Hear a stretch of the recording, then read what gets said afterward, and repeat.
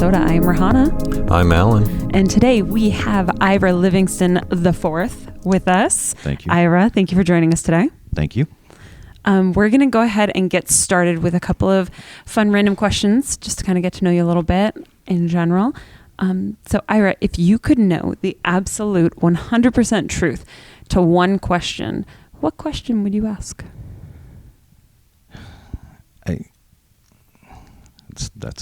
That's a tough one. And the reason it's tough is I'm going to give you a little family history here. Absolutely. My father was a aerospace engineer back in the 60s and 70s while I was growing up, and he had his midlife crisis and became a Presbyterian minister. And packed up the family from Denver, Colorado, and moved us to Two Harbors, Minnesota. Wow. Where he had his first church and his only church. He passed away after 2 years of being there, and so I lost him at the age of 16. But while he was a pastor, he used to carry, he had a pocket protector because he used to be an engineer before that.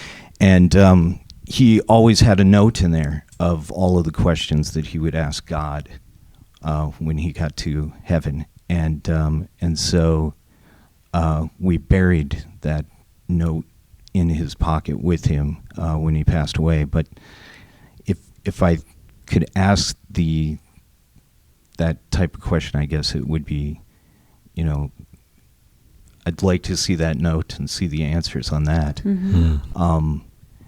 And I guess being in today's society, I guess my question is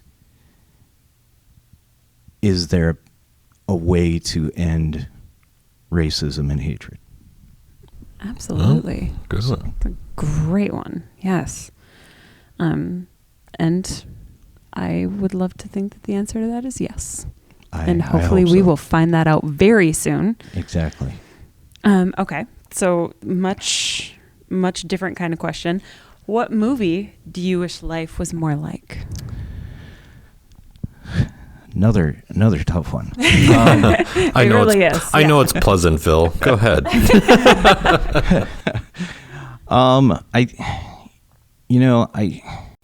I actually cried during the opening scene of The Fellowship of the Ring when it made the impression that Middle Earth could be real.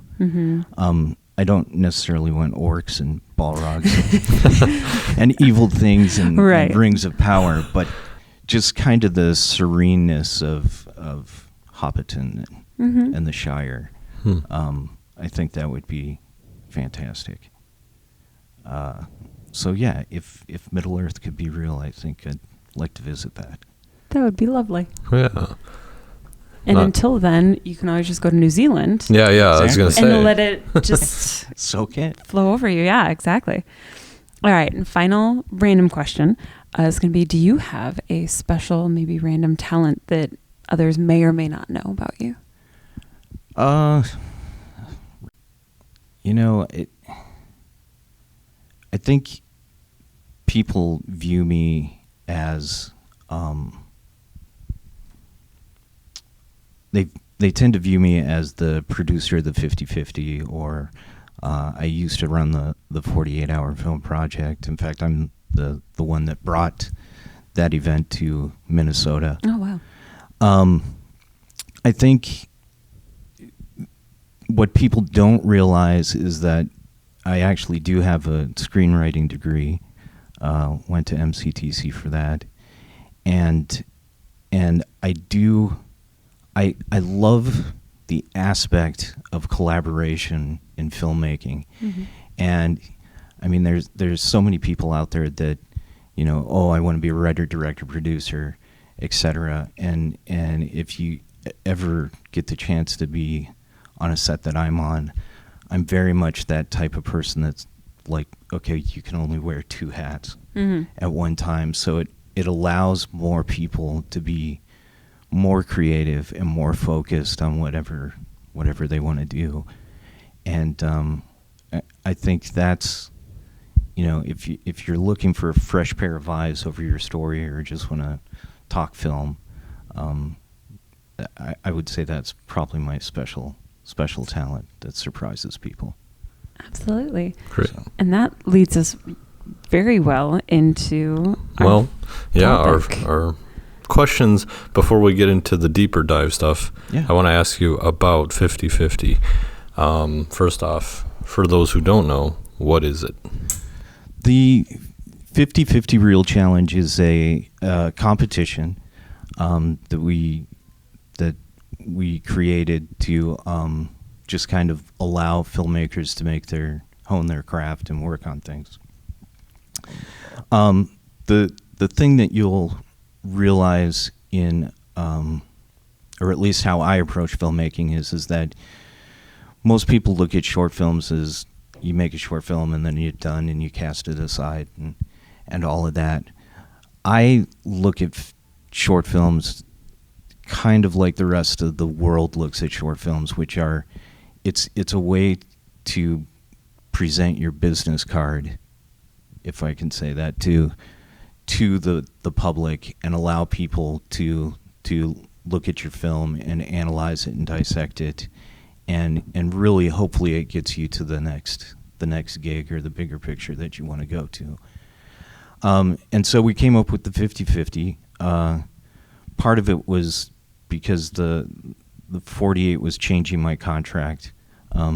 Let's digress a bit. So in 2004, I brought the 48-hour film project to Minneapolis, Minnesota. Kicked it off. We had 27 teams. Slowly, or actually not slowly, by 2006, 2007, 2008, we were actually the third largest group in the world. We were running about 80 to 90 teams in those years, which made it like a week-long festival. Mm-hmm. And at that time, I was city hopping, and so I was duplicating what I was doing in Minneapolis. Opened up the Chicago market for them, opened up Cincinnati, Indianapolis, overlooked Des Moines, Milwaukee, Madison, opened up Fargo, which was super small, but I felt it was important to get North Dakota filmmakers. Also, another reason I opened up North Dakota is because when you compete in those competitions, you realize very quickly that the big boys play, and then the students play, and the amateurs play, and you have this real rift of quality. Sure. And I thought that was kind of unfair. Not necessarily unfair, but it puts the beginning filmmaker at a disadvantage, right? And so the reason I opened up the Fargo element is that I wanted to encourage younger filmmakers to make their films, but then submit to a place where the place was more of an even field, right? And so I did that for several years. Was just about to push into Canada. Had done the legwork to build that up, and and the 48 just kind of renegotiated the contract, going, look, we only want local producers. We don't want city hoppers like you. And so we just want, how we want to run our company, which was perfect for them. Mm-hmm. And at the time, I was kind of going, okay, how do I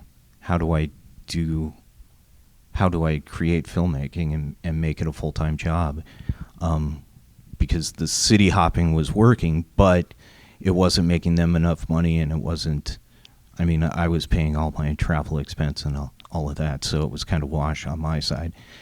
And so I kind of pulled back, and at that time, there was a company called Future Dude Entertainment. You should probably reach out for them. They're Minneapolis-based company that focuses on putting real science back into science fiction. And so it becomes more of, STEM encouraging and mathematics, science, less of the fantasy, make-believe type stuff. And so they were looking for a producer to jump on board. It was a kind of an even match at that time.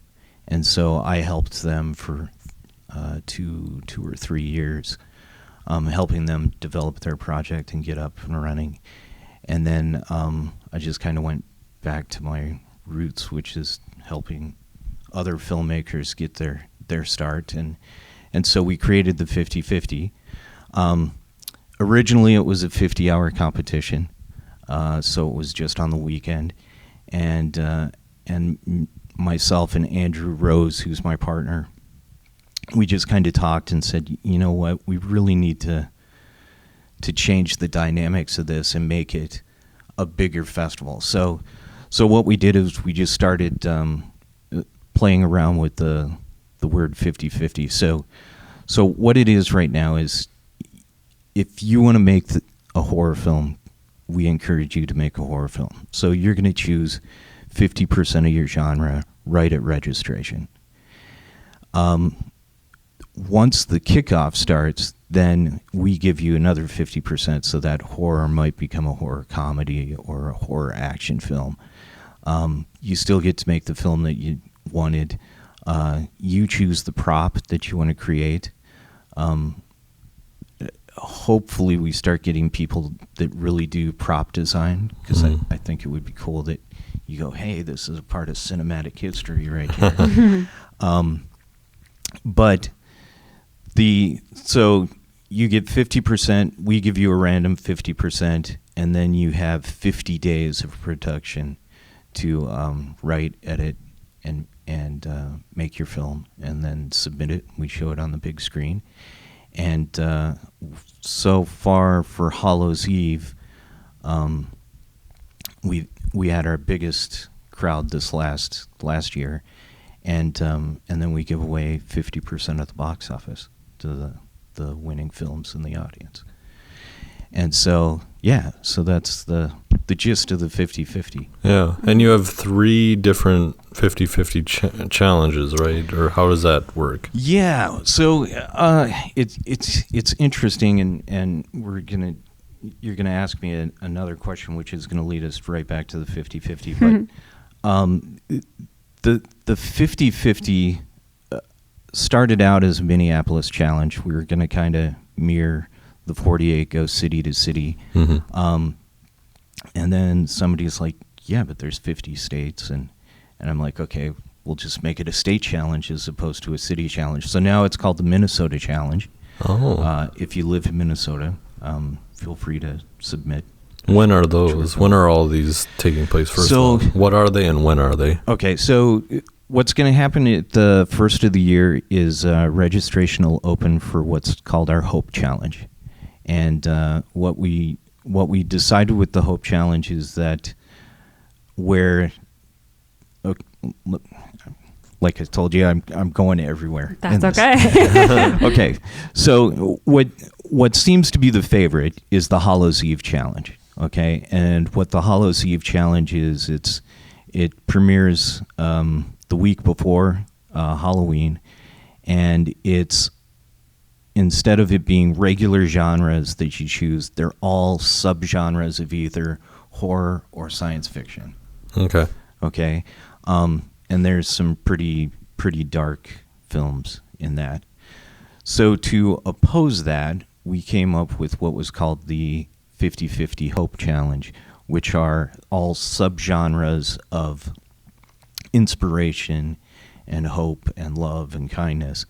Kind of the polar extremes.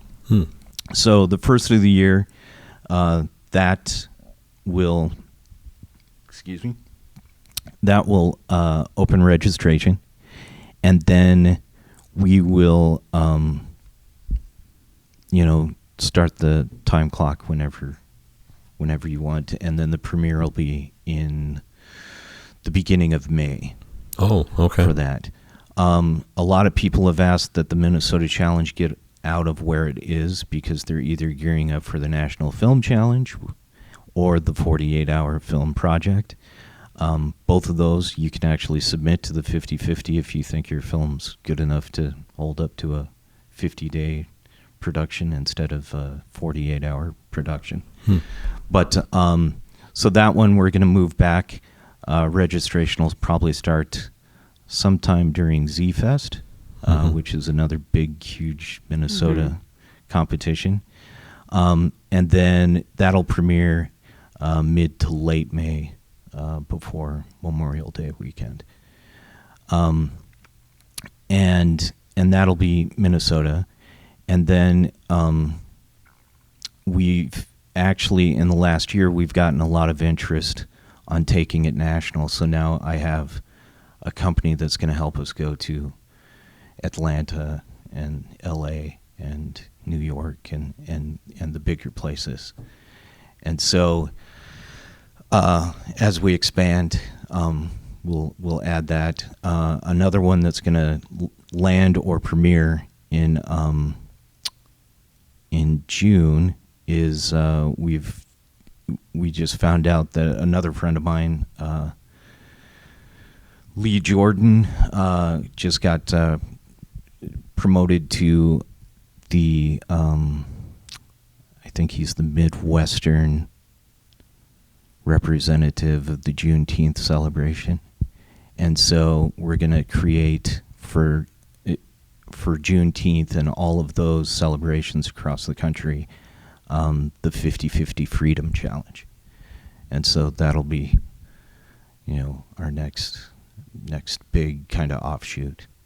And then to kind of go back to the Hallows Eve and the Hope, in the last 2 years, both of those have become international competitions because I made a mistake on my Facebook ad and accidentally went worldwide instead of regional.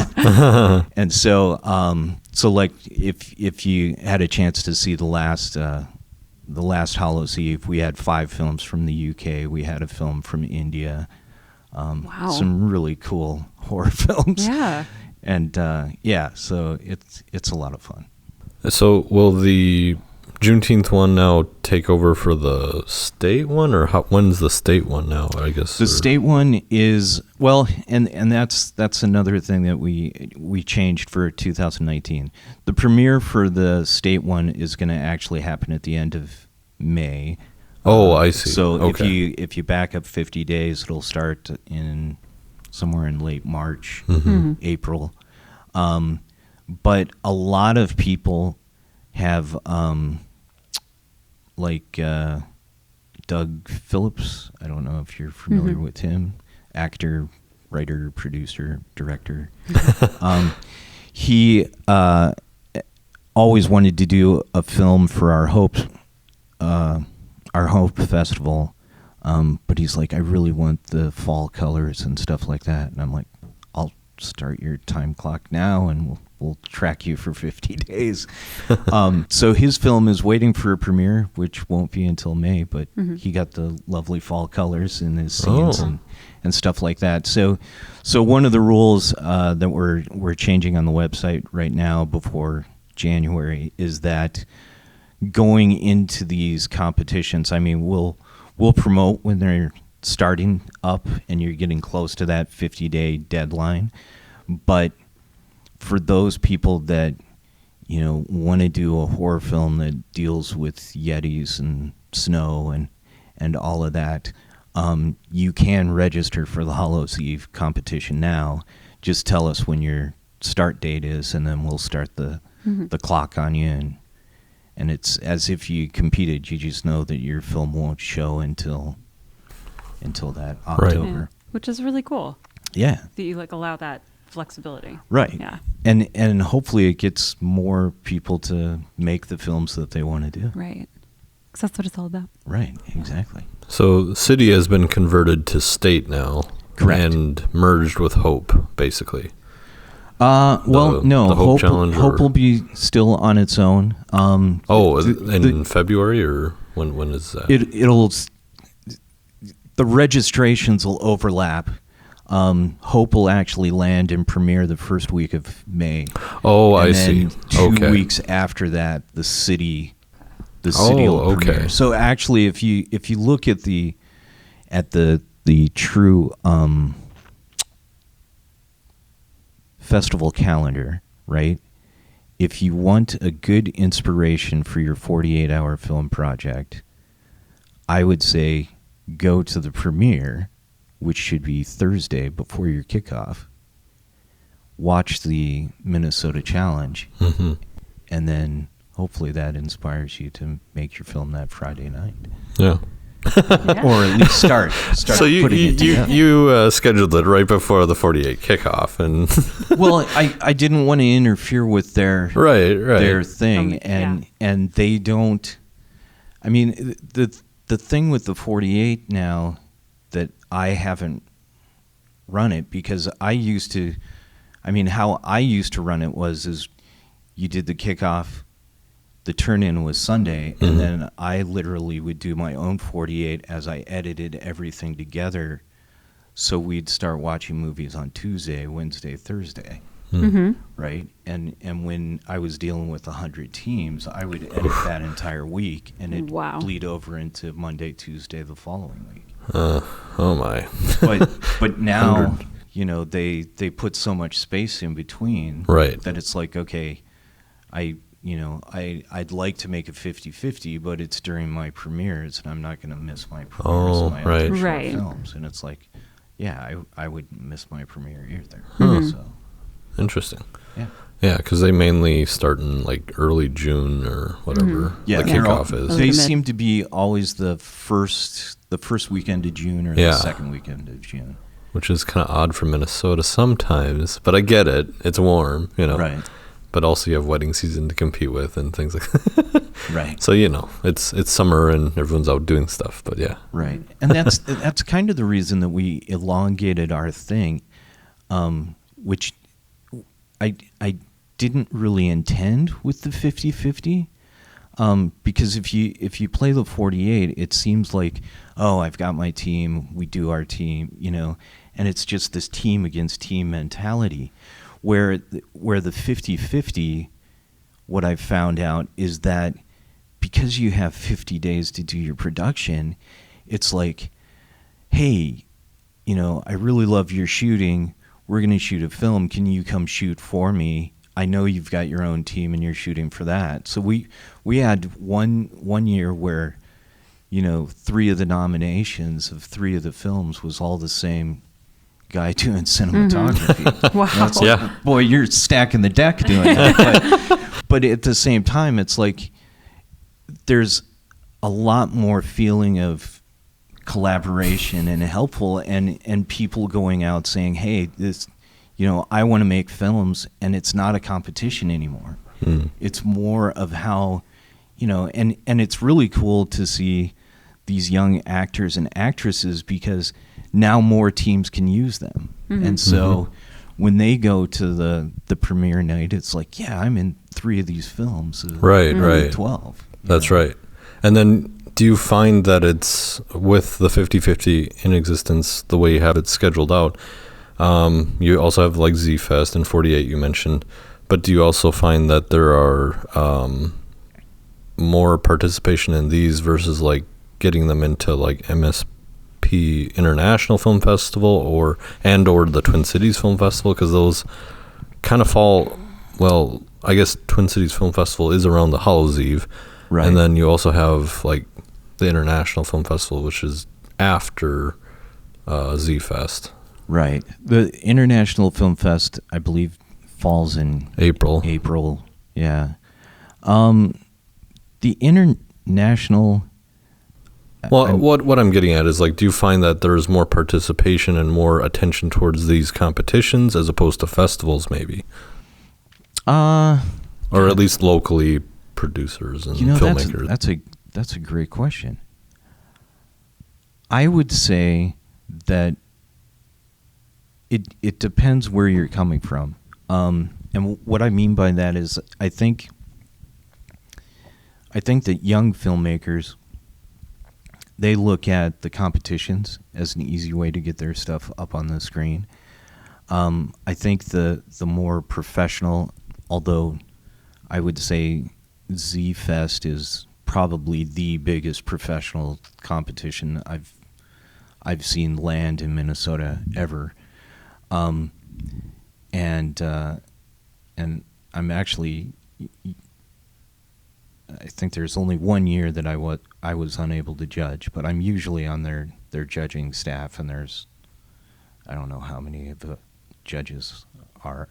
I think there's like 40 of us. I mean, Yeah. there's so many of us ranking films for that competition. But I think it depends on what you want to do with your film, Right. and how you want to utilize it to get it out. The thing that I like about being here in Minnesota and being able to start, something called the 50/50 or Run the 48 when I did that, is that we do have a very artistic community here that moves forward, but I don't know how many of those people are thinking bigger picture and outside the state. Now, when I worked for Future Dude, I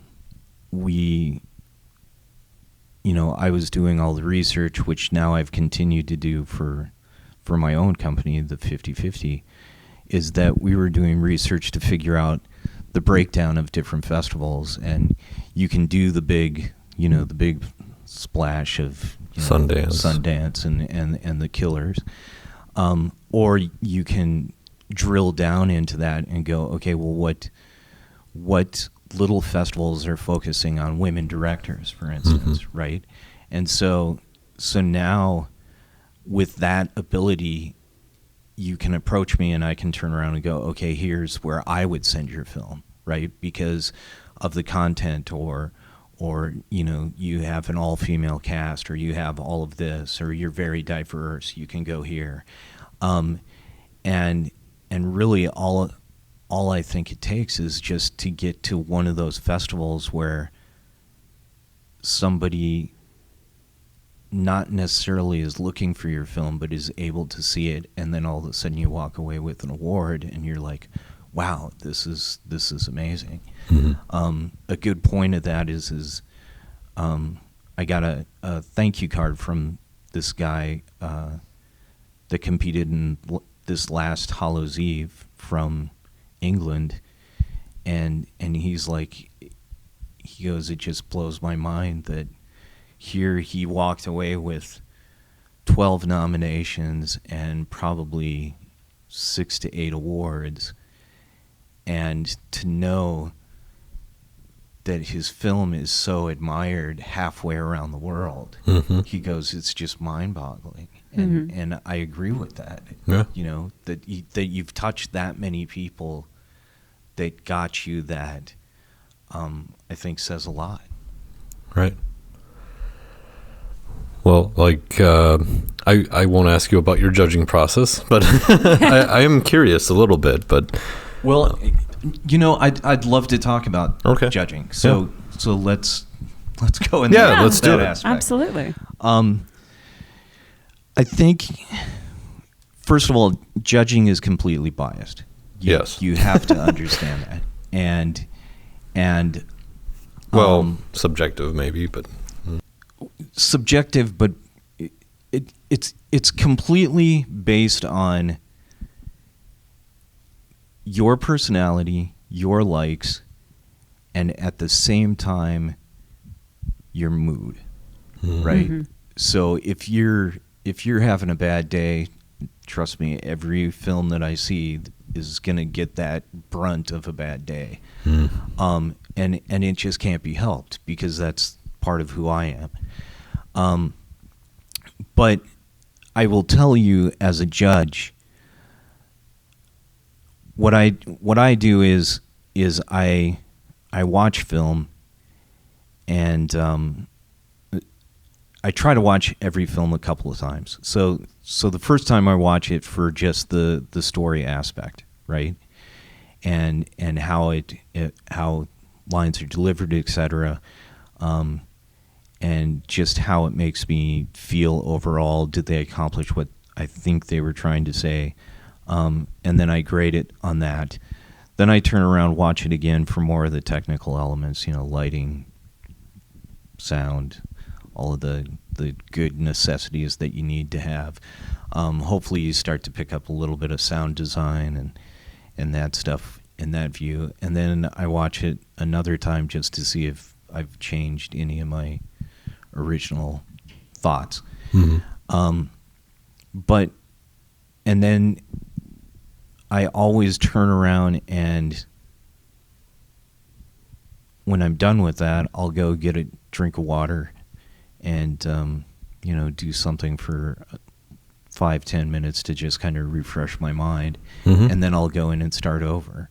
And the reason I do it that way is because that second film should never be compared to the first film, because then you're just stacking the deck going, oh, well, that wasn't as good as the previous film, so therefore it's going to always get lower grades.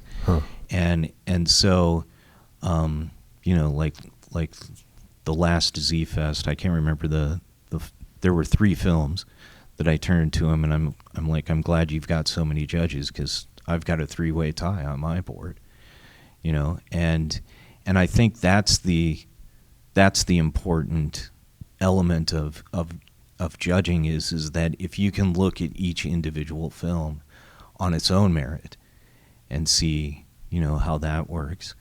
And I think the problem with most of these competitions is that the judges really only watch films once. Like I remember this one film. It was fantastic. Can't remember the name of it though. But it was one of the 48s when we were, 100 teams in competition. Oh yeah. And I remember the filmmaker coming up to me going, I just don't understand why the judges didn't award us anything. And I was sitting there and I'm like going, I don't know either, because I loved the film. I thought it was great. Right. And then it suddenly dawned on me, well, I've been editing these films side by side, and so it finally came up that I had seen his film while trying to edit and put it all together in the reel and figure out where it fit the best. I had seen the film 7 times, and he had done so many subplots into it that on one viewing you wouldn't catch any of those subplots. Right. But yes. After you watched and saw how every scene actually linked to the other scenes, it was actually a flawless, brilliant picture. But you had to watch it. It had layers to it, more than once. Yeah. And that's the sad thing about, any of these competitions, including the 50-50. Right. Is that when you go to that premiere, you're going to see that film once. Right. Yeah. And then, at least the agreement that I have with the filmmakers is that we're going to premiere you for the 50-50, but then we're going to delete all links to it. It won't hit Facebook in case you want to do a festival route, right? Because festivals won't pick you up if you're on YouTube or Vimeo and you're, you're free for everybody to see, right? Because you can't sell tickets to that.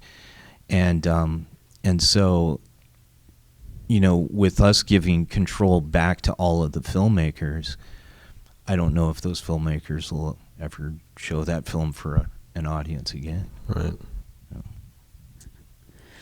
All right. Well, how did you get started in film? Like what about film made you decide, yeah, that looks like fun? Yeah. Well, going from the present to the past, days of future past here. Okay.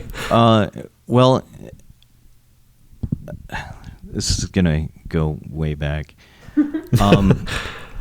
What year are we in?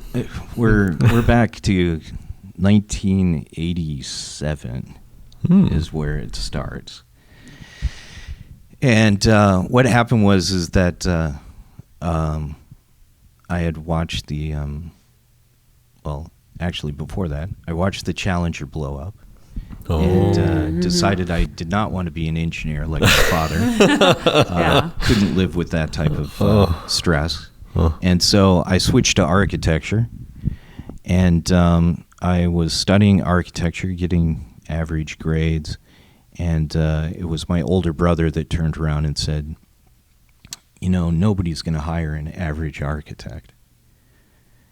And you should just get out of school and figure out what you want to do, and then when you go back to school and you know what you want to do, you'll get straight A's, and it won't feel like you're studying and all of that. Right. And so I just kind of went, okay. So I left college, met my wife, who knew exactly what she wanted to do. She was an undergraduate at UND, studying double major, chemistry and biology. Wow. Had a pre-med early acceptance into the U of M, and she goes, well, I'm going to become a doctor, so I don't know what you're going to do. That's my plans. Yeah.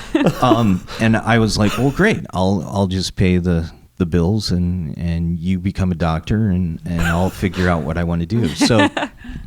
So what happened is that I even before that, while we were dating, we had one summer where we worked together at Hardee's. We were both front counter people for Hardee's restaurant, and Nice. and then the summer after that, one of the managers quit, took me over to a video store, and I started running the video store, only to have the owner of the company come in, and he says, I'm going to shut this down, get rid of it. And I'm like, but that's not going to make you any money. And he's like, Yeah. well, all the managing staff has quit and all of this. And he goes, I really can't hire people to run this. And I'm like, well, I'll make sure the store opens and closes on the proper times and all of that. Got myself a $2 raise, and all of a sudden became a manager. And Awesome. and so I helped run that store until a new buyer came in and bought out the entire chain. Oh. And I helped them, and that guy turned around and he goes, well, what do you do on your days off? And I'm like, laundry, all this other stuff. And he goes, well, from now on, stop listening to the radio, take 5 movies home, always have it in the background, and all of that. So the first year I probably watched 750 films. Wow. And you just start to learn what's good, what's not, what's the breakdown and all of that. So when we eventually made our ways down here to the cities so my wife could go to medical school, I still worked for Tidal Wave Music and Video, for those older listeners out there. What are you talking about? They were purchased by Hollywood Video. Oh, okay. Okay. If All you right. remember those. Yep. We know those. And so I worked for both of those companies, and when I worked for Tidal Wave Music and Video, I ended up writing a screenplay. Never had any education on doing it. Wrote a terrible screenplay, actually, but it was. I called it Star Trek: A Gambit in Time, and what it was is I was so upset about Star Trek: The Final Frontier, which was Shatner's director. I was so upset with that plot line that I'm like, you know what, I can write better than that. And so I started to write the script, and of course it took me so long because that's before the PC days, right? So I'm writing it on a typewriter. Oh. And No Claris works? Star Trek 6 comes out, right? So now everything that I've written, I have to go back and change because now I have another film under my belt. Yep. The one thing I will give the plot line, though, is that I did have the forethought that Next Generation was going to make the leap to the big screen. right? Mhm. So the plot that I had was that Captain Kirk and Picard still meet, but it's around Talos 4, right? Which, if you're a Star Trek buff, that's the pilot Yeah. episode that Pike and Spock are at. Mhm. And so I wrote the script, handed it around to a bunch of coworkers, and lo and behold, it ends up in the hands of this gentleman, Jeffrey Morris, who wrote for Star Trek Next Generation. Wow. And he read it and told me it was terrible. And Oh no. exactly. And I looked at him and I'm like, well, I know it's terrible. Thanks for your insight. I'm just glad that you read it. Yeah. Oh, yeah. And the thing that impressed me the most was that I had a coherent thought run for 104 pages. Well, when he heard that was the first thing I ever wrote, he brought me in on a project that he was working on, that he was pitching to Ridley Scott at the time. It was a sci-fi TV show. And so I was just a fly on the wall, listening to the producers that he was talking to in the room and stuff, and they were all exchanging business cards. So I had a stack of business cards. I went home, typed everybody a formal letter, thank you for, allowing me to be a part of it, and blah, blah, blah. And then I just gave, 3-sentence lines of, here's the episodes that I would put into the show if you're interested in my feedback on the meeting. Mhm. And so from there, they just kind of went, wow, he should be part of the writing staff, and bring him in that way. And we started to shoot a pilot episode called Endeavor, and then the funding was pulled out from under it. Mm. And so that was really the catalyst where I just kind of went, okay, I need to go to school to figure out how to make films. So if an individual, if I'm ever in that situation again, Right. I can turn around and go, look, all we need to do is pay for the camera. We can keep going forward. Mhm. I'll take a cut and pay. We just got to finish the work. Right. Yeah. And so we just kind of drifted apart and never, he went on to do other things. And then, of course, I went to film school, which is another funny story. My wife finally got to graduation, right? Mhm. And so she turns to me and goes, so where are we going to move? I can start practicing wherever. Uh-huh. Where do you want to go to school? Well, I was one of those people that Uh-huh. Say it. I would go to the schools of my choice and drill in as a freshman, right? Because you can see everything on the internet. Mhm. And I was drilling down into their bookstores to see what the books were that the freshmen were learning from. Okay. So we're in the 90s here, kind of, right? Or So where we're are in we? the 90s, Okay. right? Mhm.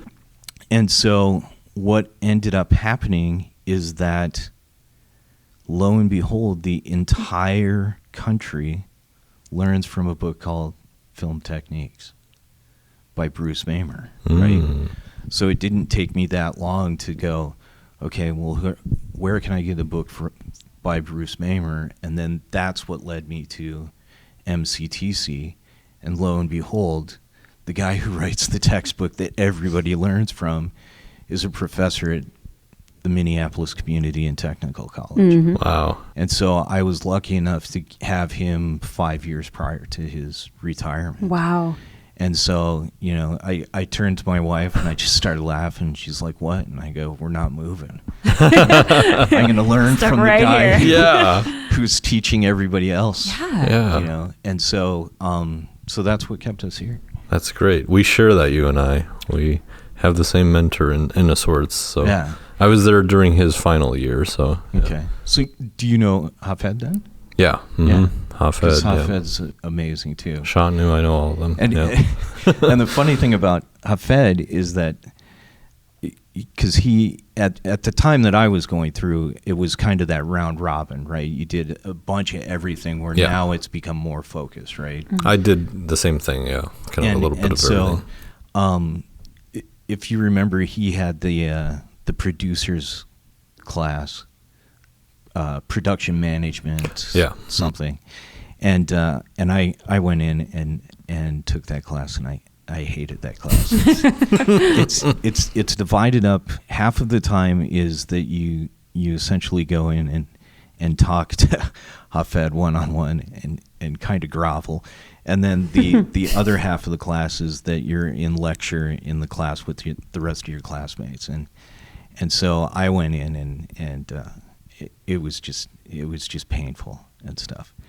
And so finally he just kind of gets it out of me, and he goes, I don't understand why you don't like this class. I mean, you're getting A's in it, you're doing stuff. And I go, what frustrates me the most about this class is that everybody that's going through it is writing the budget for their film 5 for graduation, right? So they have these budgets of, oh, mom and dad, I figured out the budget on my film 5. It's going to be an extra $8,000.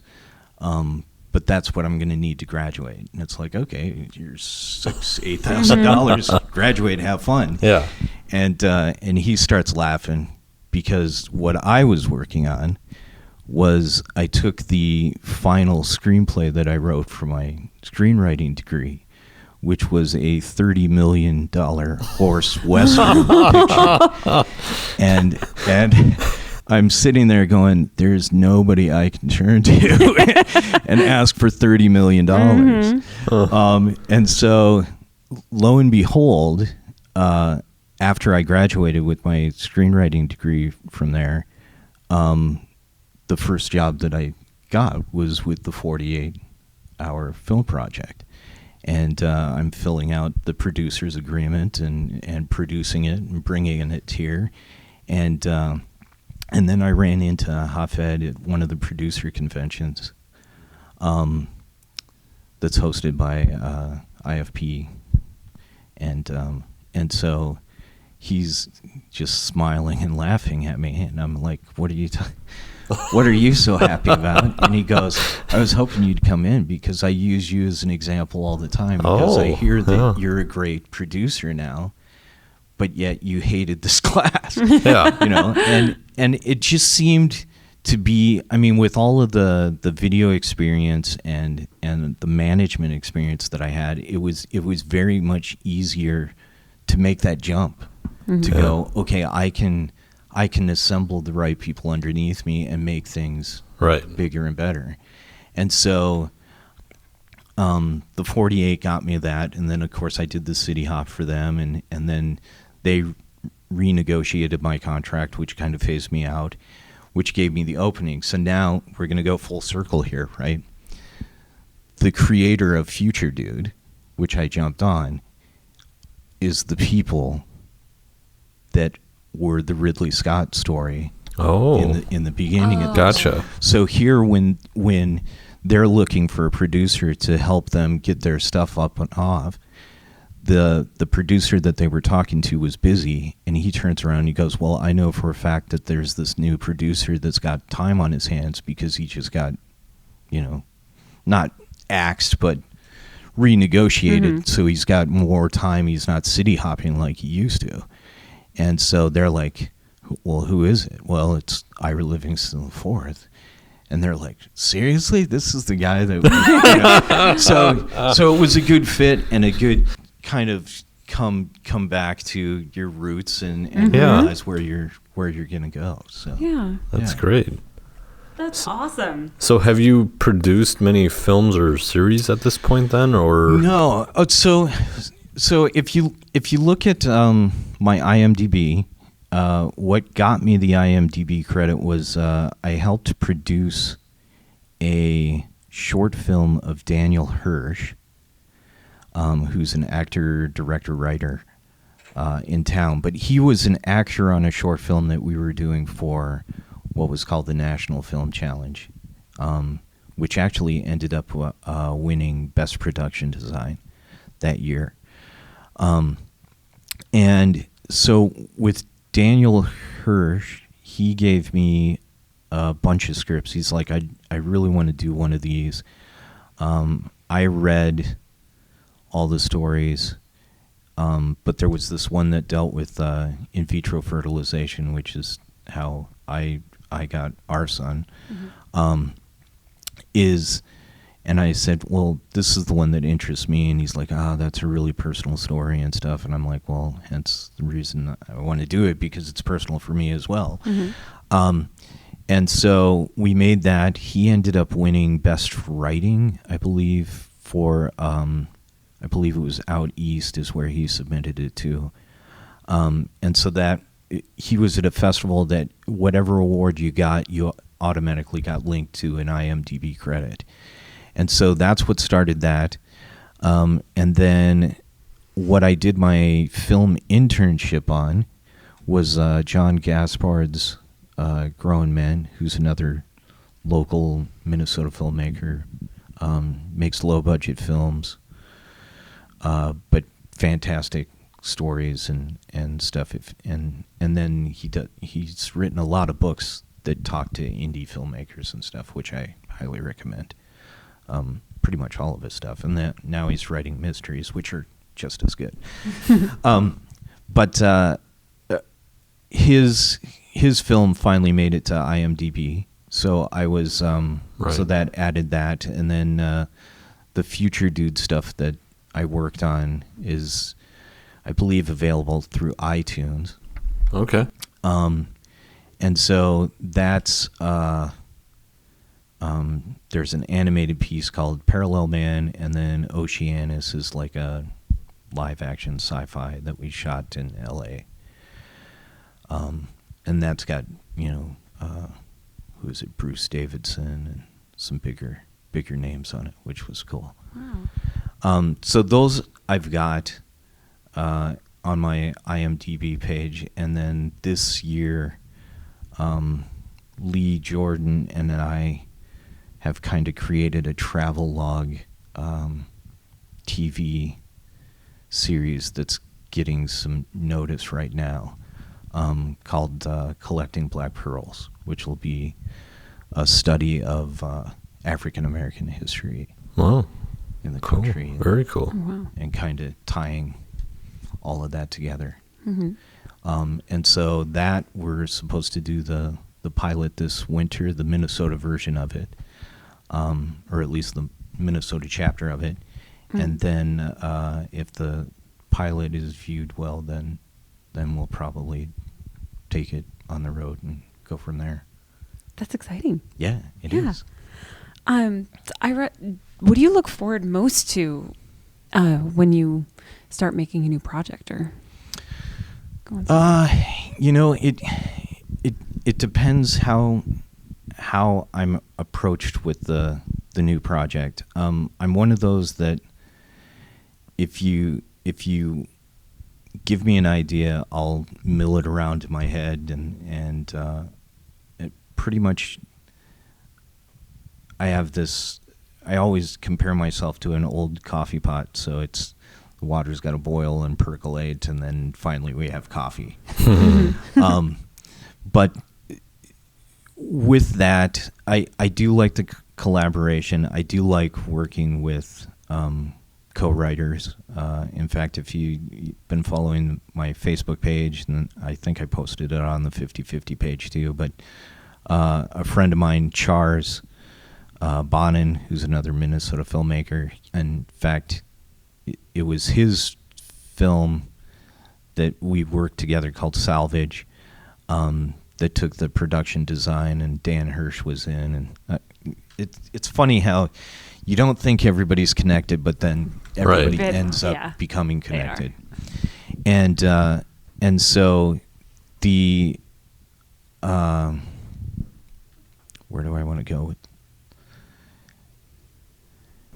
So you enjoy that? That's right. I enjoy the collaboration effort of the project. And so, like with Charles and I, we just submitted a screenwriting competition and just took audience favorite for a table read at the festival. That was out in Pennsylvania last week. So obviously the writing is the beginning phase of a new project, and you like that birth of a new project. Yeah, great. Exactly.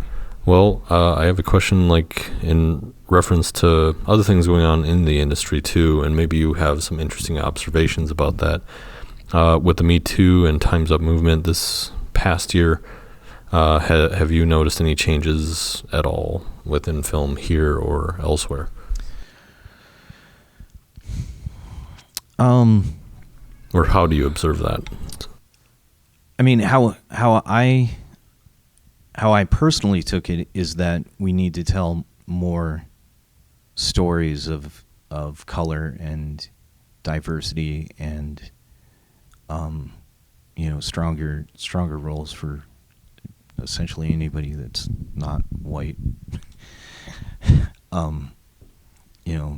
Anglo-Saxon male dominated society, which pretty much covers a wide range of stories. The interesting thing is that even before I started to work on the colored black pearls, or collecting black pearls, even before Lee and I were talking about that, I had approached Lee with an idea of working on a story about the Buffalo Soldiers, and because I have a thing for westerns. I'm sorry. And with that story, I've actually tracked down a true event, which is going to be an interesting twist, and that one I'm writing currently. Actually, I'm writing that solo for some reason, but through that, I ended up discovering the story of Cathay Williams. I've purchased a book about her, and who Cathay Williams is that she's a runaway slave that hooks up with the Indiana regiment as they follow Sherman across the march through the South.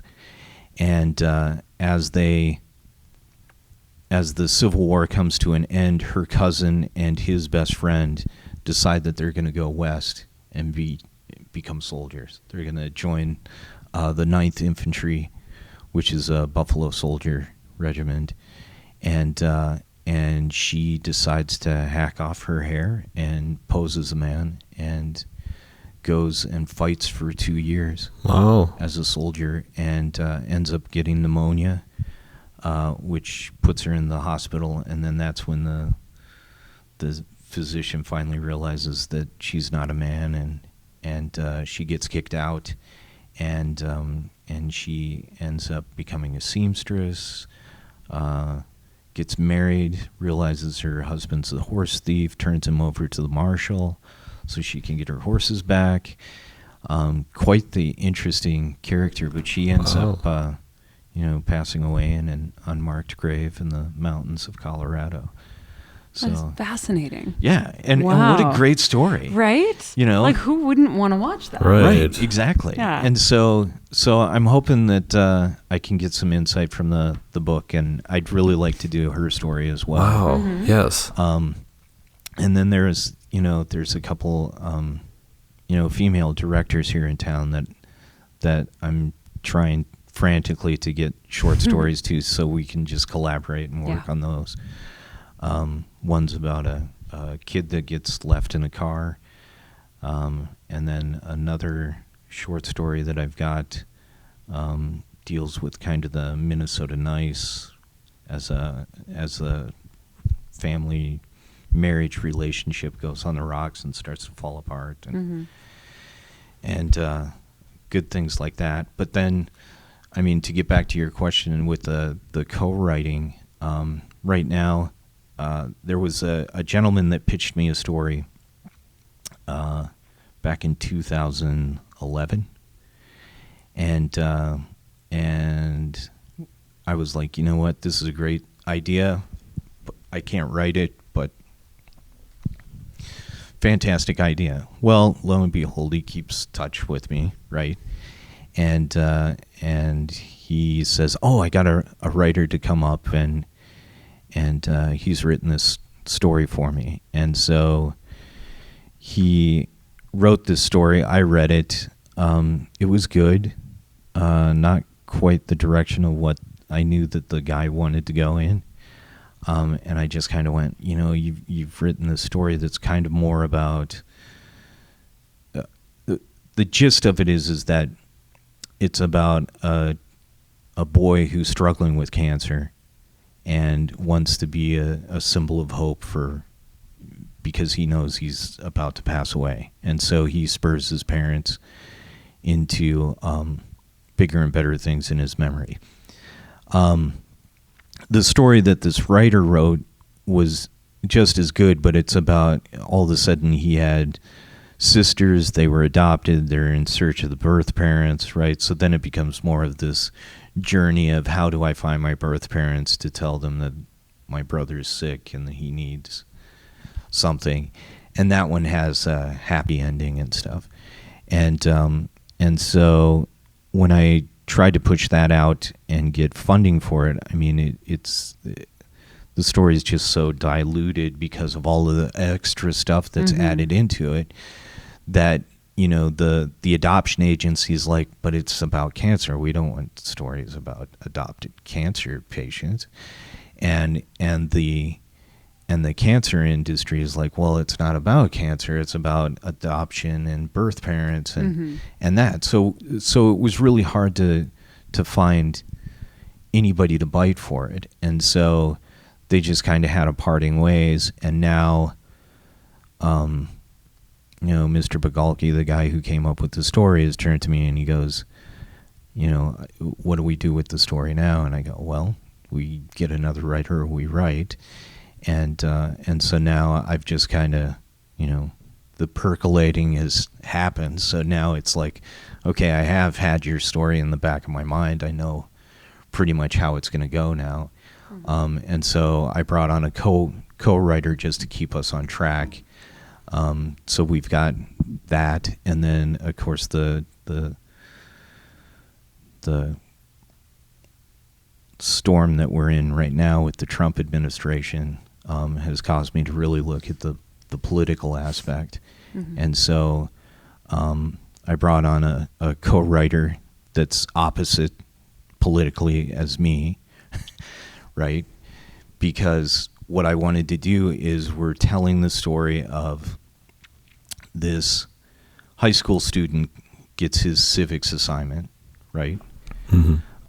Which it isn't referred to as civics anymore, I heard. Really? From my son. Yeah, it's no longer taught in 9th grade. It's only taught in your senior year of high school.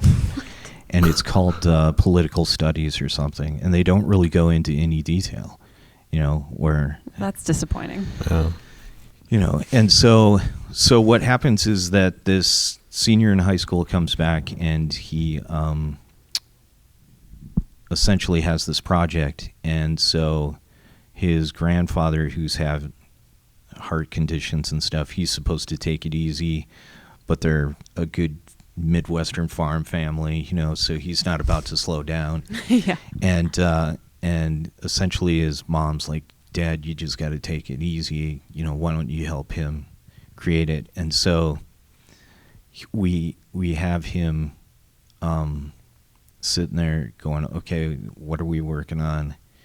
And the kids just kind of go down the list, right? You got to be over 32 to run for president. You got to be this. You got to be able to get onto, the ballot.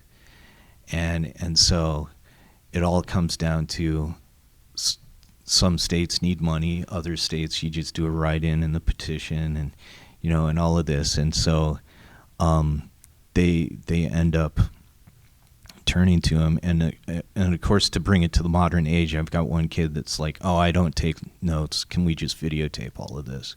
Right. So he's videotaping all of the discussions that they have. And then they just give the grandfather lines and they kind of make a mock campaign for him. And he turns around and he goes, well, we need to get money out of the system completely, right? And what they come up with is that if you did your ad campaign on YouTube, so people can find you, but you're not pushing it on anybody, that's the way to do it. And so their whole ad campaign is, if you believe in what I'm saying in this video, then go down to your local courthouse, give the courthouse $1, and then sign a petition saying you want me on the ballot, right? And so all of this stuff they of course do is a hidden, you can make it a private viewing, right? So the high school teacher is like looking at this going, okay, and he shows his wife. Well, his wife turns around and accidentally activates it, right? So then the break of the routine happens there, and then of course plot point one is the news agencies show up at the farm going, okay, are you really running for president? And he's like, no, it's a project. Why? And finally somebody gives him the stats and goes, well, California has a $1.5 million surplus because 1.5 million people went down to the courthouse and paid $1 and wants you on the ballot, right? So now it becomes this whole discussion, right? And so now he's able to tackle, everything that we tackle from, Roe versus Wade and all of that. And the reason I got the co-writer to be opposite as me is because we don't leave the table unless we settle on an agreement between the two of us, right? And it even goes to, even bringing up like, well, who's his running mate? And I'm like, you know what, we're going to just go back to old style. And if you look at American history, right, who was George Washington's vice president? Well, it's John Adams, the guy who ran against him, that had the second most votes, right? So if we went more back to the seeing what our country actually formed and what we have become, right, it's two different things. Where I think you'd have more people willing to work with each other if you're the vice president, you're sitting there going, oh, I lost fair and square, but now I have to help you because I'm part of your administration, right? Because it's no longer, the Republicans or the Democrats. It's both parties are mixed in. If the country isn't moving forward, then we're stagnant and lost. Right. Yeah. So sorry to get on that. No, absolutely. So is that kind of the next thing yeah, you're really working on? So That's those are the two stories that I'm writing along with Buffalo Soldier, and then we hopefully go into production for Collecting Black Pearls. Awesome. And then of course the national group that wants to push the 50-50 nationally. Wow. Sounds like 2019's a big year for you. Yeah. It could be the breakout year, hopefully. Yeah. Well, Ira, what do you want people to remember most about you? Yeah. I was thinking of that when you sent me that question, and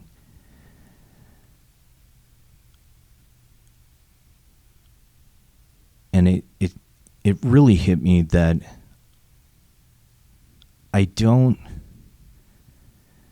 you look at filmmakers, and I'm kind of part of this too, I think, is that we make films for people to see down the road, and that's kind of our legacy of how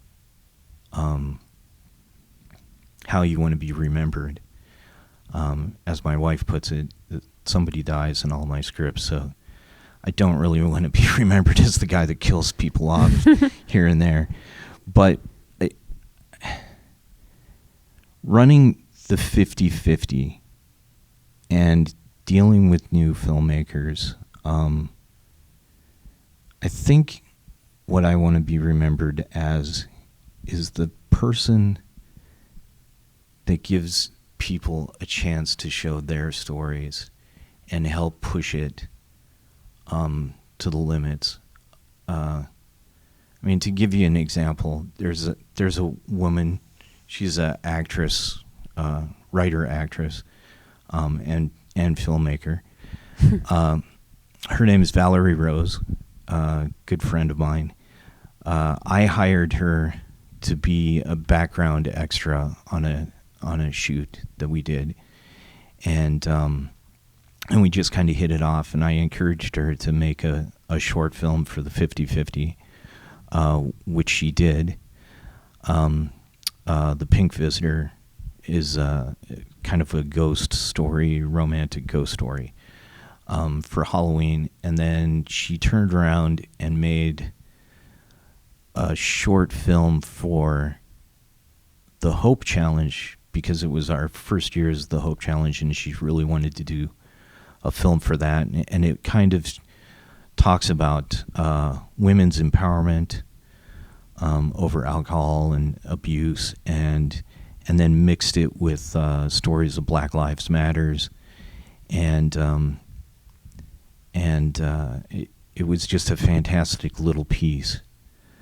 And she made that at our festival, but then she kept me on the tabs going, oh, it's going to play in Oakland. Oh, I got to sign this cable agreement in San Francisco, so now it's going to play there for 6 months. Wow. And oh, it went over to Italy, and and to think that I had no ownership of that, but I was a catalyst to go, make your film. It's worth Right. telling. It's worth going out.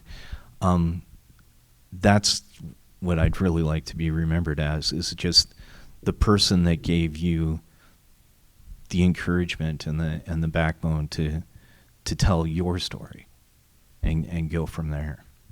Great. Absolutely. Which everyone needs. So that's so important. Where can people find you and contact you or see any of your work? Keep up with you and Yeah. wherever you reach are. out to you for anything. Well, Facebook is an easy way to track me. I do have a personal Facebook account, but I'm trying to split the two. Mm-hmm. If you go to the 50/50 Reel Challenge Facebook page, you can reach out to me at Ira at the 5050FIFTY.com. The 50/50 page, I respond to that, and then eventually you can track me down through Gmail and all of that. So Great. Awesome. Well, thank you so much for taking the time and being here with us today and chatting with thanks us. for having me. Absolutely. Well, thank you everyone for tuning in this week. We'll see you again in 2 weeks. I'm Alan Tracy. And I'm Mahal Pally. Thanks See so you much. guys.